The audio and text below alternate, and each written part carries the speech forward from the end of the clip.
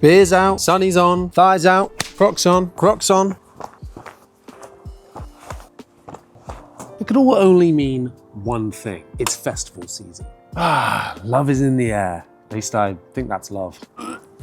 Tomorrow is my band's first ever festival gig of the season, and I couldn't be more excited because it's for Teddy Rocks Festival. It's an incredible festival. I've had the pleasure of playing a couple of times, and it is all in the aid of cancer support. We are very lucky boys, and we are playing at the main stage tomorrow, so I wanted to go full on with my tone, with the basses I'm bringing, and I thought I would bring you along for the journey as well. And whilst we're at the start of the festival season, I thought it would be cool to give you guys a bit of an advice-filled list of things to remember, things to take with you when playing festivals this year. So this is going to be my top 1, 2, 3, 4, 5, 6, 7, 8, 9, 10, whatever the title of this video says, top something tips for playing festivals in 2025. Hey buddy.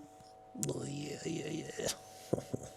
Oh, yes. But before we do anything, we have to build a pedal board. And in my quest to have a puny pedal board for every gig this year, the wonderful people at Dibble, yes, that's how it's pronounced, have provided me with one of their new pedal boards for me to use. Now, it must be said that this video is sponsored by Dibble. I'm using their guitar tech mat, which is now becoming my pedal board assembly mat. I love it. And they've sent me this pedal board and a couple other accessories you're going to see in this video. But this pedal board is really cool. We've got this battery cell under here that powers all of the pedals, so I don't have to have it plugged in, which is amazing for when testing my pedal board. I can put it on my desk and, you know, take it wherever I want around the house, which sounds silly, but it's really, really useful. For gigs, I'll probably use the cable, which you could also use. Just unplug this and plug the USB-C mains cable in. But yes, so let's get on with the build itself. So I wanted to use this festival as a chance to test out the brand new dark glass anagram that I've been working on a preset for this gig. I'm excited to see what it's like. I also love the Big Booty Judy from Backburner Noise, so I'm going to put this into the effects loop of here so I can activate it with one switch over here, and it sits in the right place in the chain. Then I'm going to have, as well as like another drive and activate my tuner here, I'm also going to have an amp and cab sim going to just one of these ports, which is then going to go into the TC Electronic wiretap, which is going to record everything with one touch of a button. But then everything but the amp and cab sim will come out of the other output and go to my amp, being the Ashdown Rootmaster on stage. Tip that I would say for festivals is build yourself a pedal board. When you turn up to a festival, you often don't have the luxury of bringing around your entire amp or your whole setup, and you're often seen as a bit of a pain in the bum if you do so, because it means de-rigging what's already there and re-rigging what you've got, and you often don't have a lot of time to get on stage, get sound checked or line checked and be ready to go. So you need to be as slick as possible. Sometimes you don't know what the amp situation is going to be. I've turned up to festivals before and it's just been a combo. And if I didn't have a pedal board that had a lot of my effects and sounds in it, that would mean that I would be losing some of my sound because I'm just going straight into this combo that I've never used and have to kind of tweak it. So having a pedal board is an excellent crutch to have your tone or elements of your sound ready at your fingertips, or toe tips, I guess. Now, this would be fine and great as a little pedal board, but I am slightly nervous about using this, especially for like what is our biggest gig of the year, because I've never used this live before. I want to build in a backup element to this should I not get on with the anagram, but it's so integral to this signal chain. So here's what we're going to do. The best thing about this board, and the reason I didn't say the name of it, is because, whoa, it is the XPND board. Look at that. How sick is that? I've now got double the size.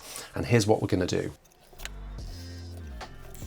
Voila, the signal chain is now truly ruined. Essentially what I'm going to be doing is going into the input of the Sans amp out of the output into the Lucid Hand ground and pound, which is an amazing drive pedal, and then out to the amp, should I not like the sound of the anagram.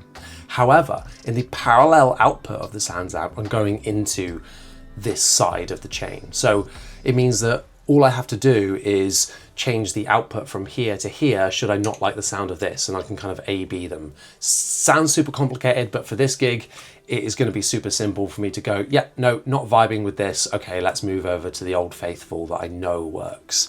And of course, I've got room for my plectrums on here. And when I'm doing this gig, it's going to be May the 4th. So, of course, I've got podcaster Anakin and Darth Vader with me the whole way, because that's the secret to good tone. The last thing I want to talk about is this really cool daisy chain system. I don't normally like daisy chains because they can normally be a bit noisy, but this one is actually really, really cool because you can unscrew the tops of these and move them along the cable to adapt and adjust where they are. Look, I'm moving it along.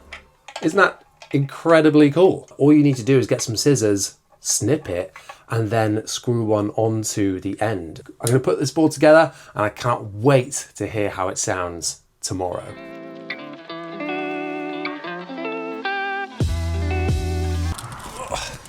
It is festival day. I don't know why I faked getting into the car like I've just been for a wee or something.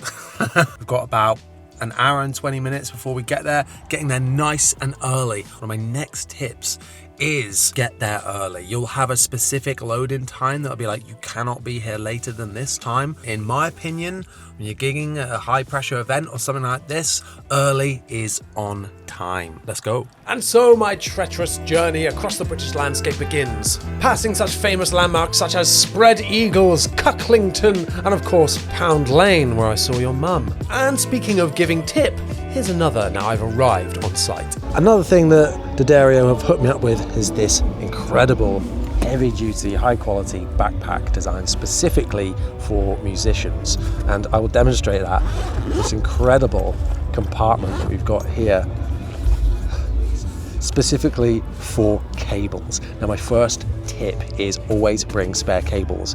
I'm only using one of these cables, this big long one, but I've got 2 spares just in case my wireless goes down. I've had it happen. I've had everything happen at these festivals and normal gigs, things like that. Always, always, always have a spare cable ready to go.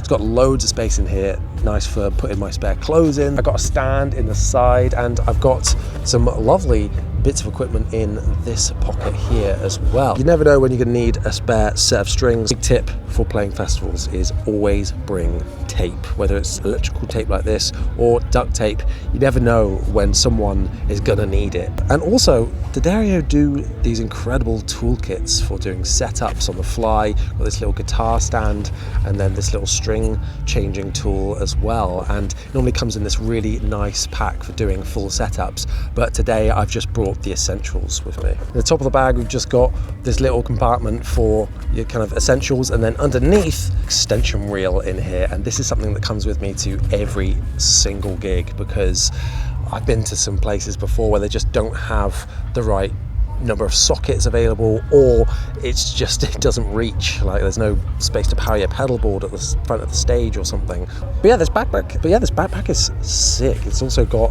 space for like a laptop in the back as well, so if you're running backing tracks or something like that, you can use it. But yeah, it's really cool. Let's go. Another tip I want to give for getting rebooked for festivals whilst you're there is use those soft skills, okay? You're not going to get rebooked if you're rude. You're not going to get rebooked if you are difficult in any way. So make sure you're polite. Make sure you use people's names where you can and give eye contact and generally be a pleasant person to be around. Without these skills, you're not going to get very far. One thing I forgot to recommend as well is ear protection. If you're not using in-ears or things like that, it can be really difficult to hear yourself, and just protecting your ears should be such a high priority when going to loud events as a musician. So I've just got these loop earbuds, and it's amazing. You can hear yourself better when you're singing, I find, and it's just great for keeping volumes down. Another amazing opportunity at festivals is to network with the bands. Go and watch the bands. Go and see who you like. Speak to them. Tell them that you like them. It goes a long way in making connections, and it's only going to improve your ability to be a more successful musician. And remember, it's not a competition. Put your ego to a side and let's lift each other up. Now let's get on to the basses that I'm going to be using. I'm only playing one bass, but I brought another for a backup. We have got my 1978 Gibson G3 as the number one, and then the Japanese Jaguar as the backup. Always bring a backup. There isn't going to be anybody to help you or lend you a spare should you need it and something goes wrong mid-gig, so always be prepared for the worst.